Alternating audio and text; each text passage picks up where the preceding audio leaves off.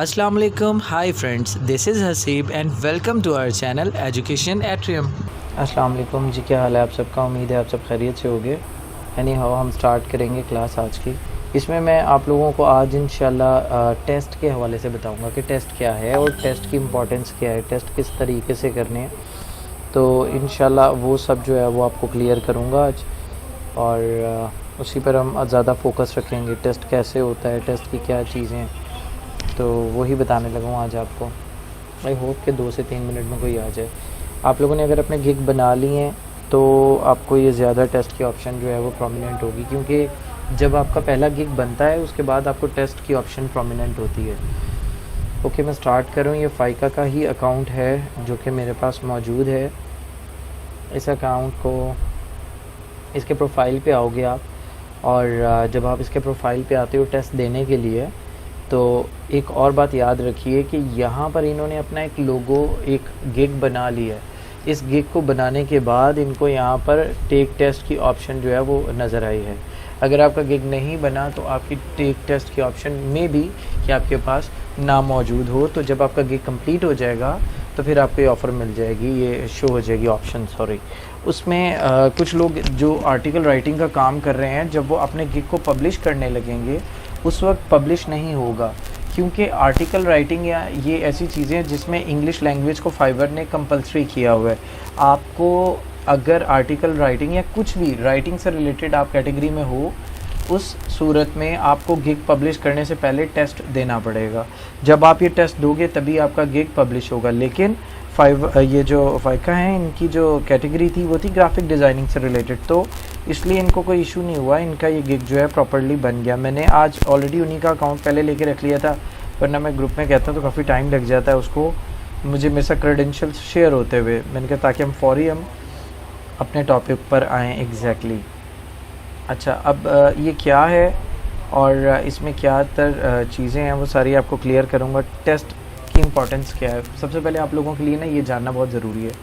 देखो, अल्टीमेटली सी बात है कि टेस्ट, एक तो टेस्ट का मकसद ये होता है कि वो आपको टेस्ट किया जा रहा है कि आया आपको जो स्किल्स आपने सेलेक्ट किए हैं वो आपको आती भी हैं या नहीं।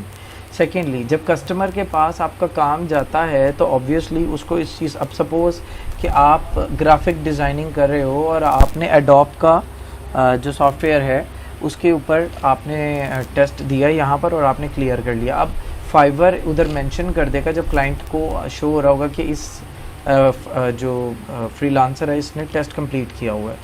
अल्टीमेटली मैंने आपका अगर लोगो बनाना है और आप क्लाइंट हो, क्योंकि अब एडोब जो है वो छोटा मोटा सा प्लेटफॉर्म नहीं है, पूरी दुनिया वर्ल्ड वाइड जो है उसकी एक बड़ी वर्थ है। तो जब आप क्लाइंट हो आप देखोगे कि यार ये एडोब पे काम कर रहा है, अच्छा एडोब तो बड़ा ट्रस्ट वर्थ एक सॉफ्टवेयर है, तो ठीक है मैं काम दे देता हूँ। इसके अल्टरनेट एक बंदा एप्लीकेशन पर बना रहा है, तो आप उस पर कैसे ट्रस्ट कर सकते हो कि ये बंदा उस क्वालिटी के, उस लेवल का, क्योंकि एप्लीकेशंस ऑब्वियसली मैंने आपको बताया था एप्लीकेशंस होती हैं, अच्छी होती हैं, ठीक है, टाइम पास के लिए, काम के लिए, but professionally applications are not reliable, you have to work on softwares. तो ये इसमें मामला पेश आता है। आपको आपने टेस्ट किया, उसने फाइवर ने बता दिया कि ठीक है जी, इसने हमारे पास टेस्ट किया, ये पास किया, इसको ये स्किल आती है, क्लाइंट भी आप पे ट्रस्ट करेगा, ऑब्वियसली आपके चांसेस भी ज़्यादा हो जाएंगे। और इसके जो टेस्ट होते हैं ये बहुत आसान है, इसमें बहुत परेशानी नहीं है। देखो, सबसे पहले टेस्ट की कैटेगरीज़ कौन कौन सी हैं, कितनी सारी कैटेगरीज़ हैं। टेकर टेस्ट पे क्लिक किया, यहाँ पर इसकी ऑल कैटेगरीज़ हैं, यहाँ पर बहुत सारी कैटेगरीज़ हैं। Web designing, graphic designing, office skills, intelligence, aptitude, sales, international language, तमाम तरह यहाँ पर मौजूद हैं। इसके अलावा अगर आप कोई और सर्च करना चाहो आप वो भी सर्च करके तो कर सकते हो। और सपोज़ अब ये देखिए यहाँ पर इलस्ट्रेटर या फोटोशॉप का मौजूद है। अगर आप इसका टेस्ट देना चाहो, मैं इसी की एग्जांपल दे रहा हूँ, इसके बाद मैं आपको एक और एग्जांपल दूंगा ताकि आपको क्लियर हो जाए, ठीक है, क्योंकि सबकी डिज़ाइनिंग की कैटेगरी नहीं है, तो मैं फिर भी आपको बता देता हूँ। इसके ऊपर आप क्लिक करोगे, पेज एक इंस्ट्रक्शन पेज पे आपको लेकर जाएगा। उस इंस्ट्रक्शन पेज पे क्या लिखा होगा, इसका सिलेबस क्या है, तमाम तर चीज़ें क्या हैं, टेस्ट की ड्यूरेशन और एमसीक्यूज़ कितने हैं, सारा कुछ। सबसे पहले अभी आपको तो नहीं पता होगा ना कि ये सब क्या है, क्योंकि ये सिलेबस निकला है एडोब में से। अब एडोब तो आपने फ़ोटोशॉप तो आपने किया नहीं हुआ, तो आपको इसलिए नहीं पता कि इसके अंदर क्या है। जिन्होंने पढ़ा हुआ है उनको पता है कि फ़िल्टर्स के बारे में पूछा जाएगा, इमेज एडजस्टमेंट्स के बारे में पूछा जाएगा। ये सारी बातें आप ऐसे भी कर सकते हो कि आपने सोचा कि सर मैं इंग्लिश का टेस्ट दे दूँ, मैंने कहा ओके फ़ाइन।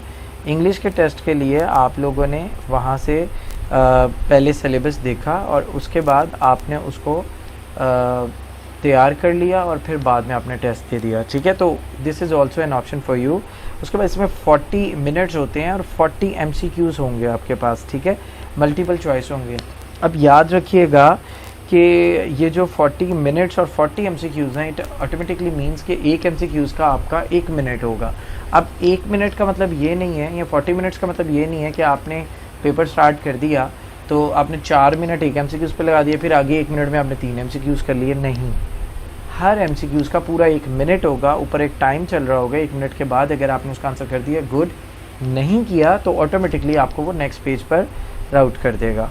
तो ये एक तरीक़ेकार होता है 40 मिनट्स, ये वो। और सोचें तो हम लोगों के ज़हन में 2 नंबरियाँ भी आती हैं नॉर्मली, क्या चीटिंग हो सकती है? क्या मेरे पास MCQs है तो मैं फटाफट उसको गूगल के दूसरे टैब पे खोल के तो मैं उसको कॉपी कट पेस्ट करके वहाँ से उसका आंसर ले सकता हूँ?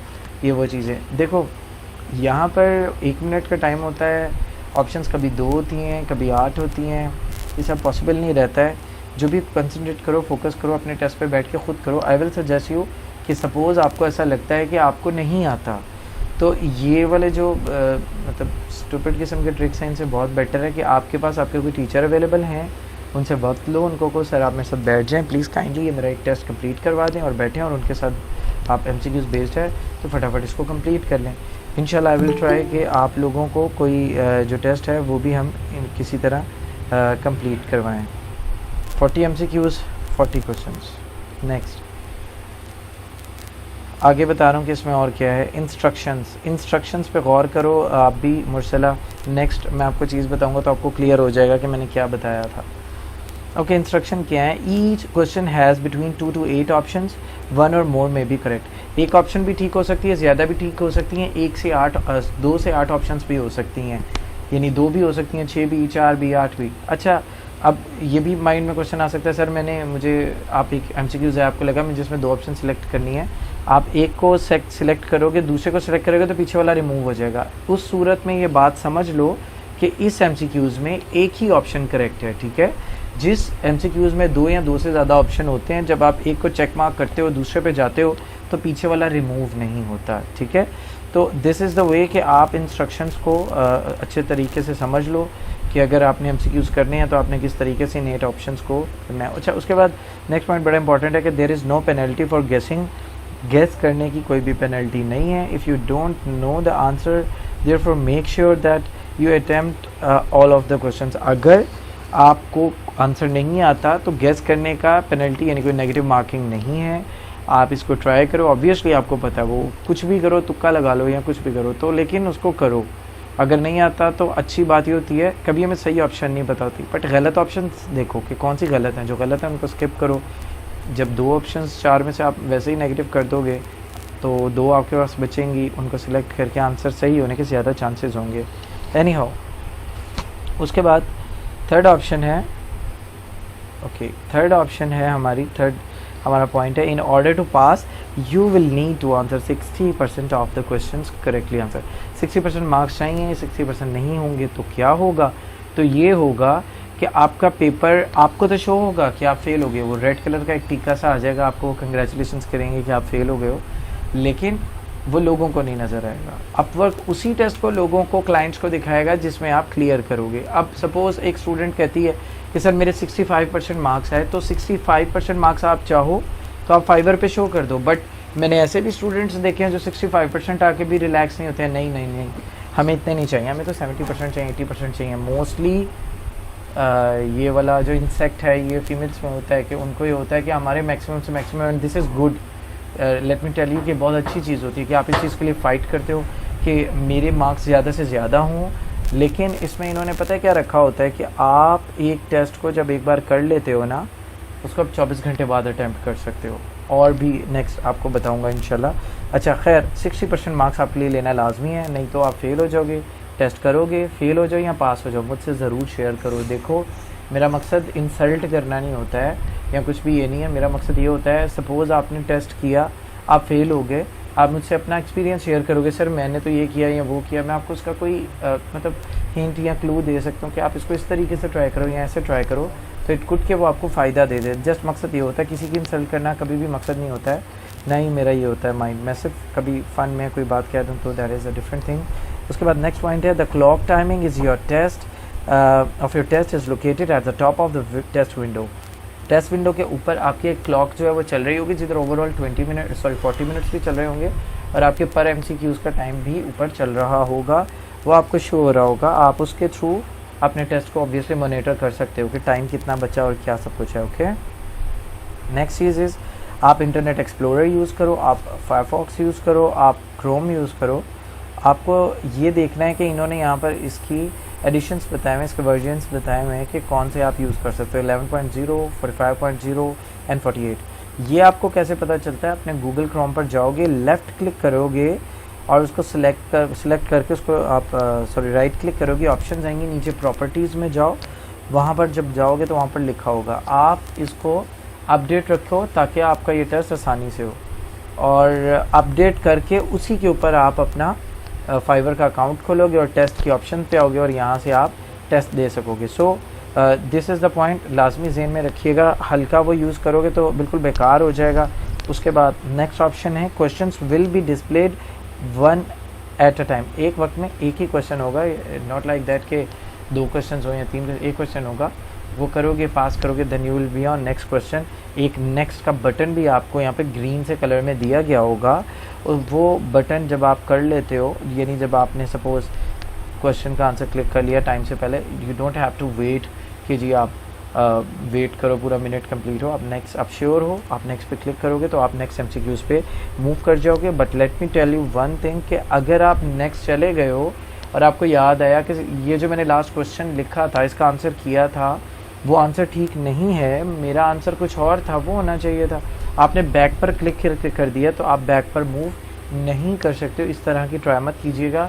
मोस्ट प्रोबेबली ऐसा भी होता है कि जब आप ऐसे करते हो, आप अपने टेस्ट पेज की विंडो को खो देते हो, वो ख़त्म हो जाती है और आपका टेस्ट ख़राब हो जाता है, वो एक आपकी अटैम्प्ट वेस्ट हो जाती है। तो आप ये ज़रूर जो है आंसर को मेक श्योर कर लो कि ठीक है, और फिर नेक्स्ट करो, और वापसी का कोई रास्ता नहीं है।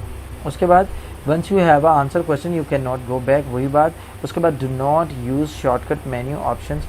अच्छा, यहाँ पर उन्होंने बताया कोई भी आप देखो, मैंने आपको सिंपली ऑलरेडी बता चुका हूँ कि आप कोई भी कीज़ यूज़ ना करो, इस तरह बैकवर्ड फॉरवर्ड, कोई एरो की या इस तरह कुछ भी।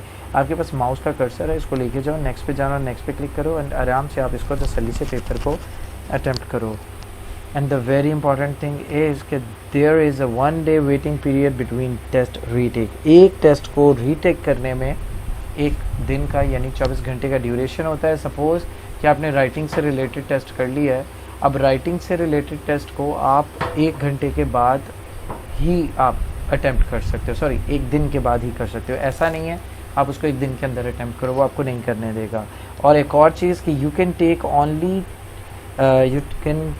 Only take a test twice in a 3 month। एक टेस्ट को 3 मंथ के ड्यूरेशन में 2 दफ़ा अटैम्प्ट किया जा सकता है। फर्स्ट टाइम फेल हो गए, सेकंड टाइम कर लो, बट अगर सेकंड टाइम फेल हो गए then you have to wait कितनी देर के लिए?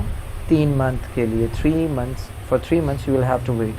तो just keep in your mind. एक स्टूडेंट ने मॉर्निंग में क्वेश्चन किया था, वही मैं भी रिपीट कर देता हूँ। इट कुड बी कि आपका भी वो क्वेश्चन हो कि सर हम एक टेस्ट को करते हैं तो क्या हम उस ड्यूरेशन में कोई और टेस्ट नहीं दे सकते? नहीं, आप बिल्कुल दे सकते हो।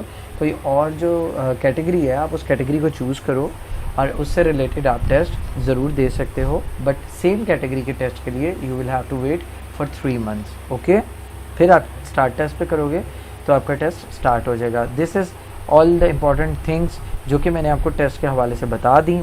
Please subscribe our channel for more interesting videos and click on bell icon for more notifications. Thank you.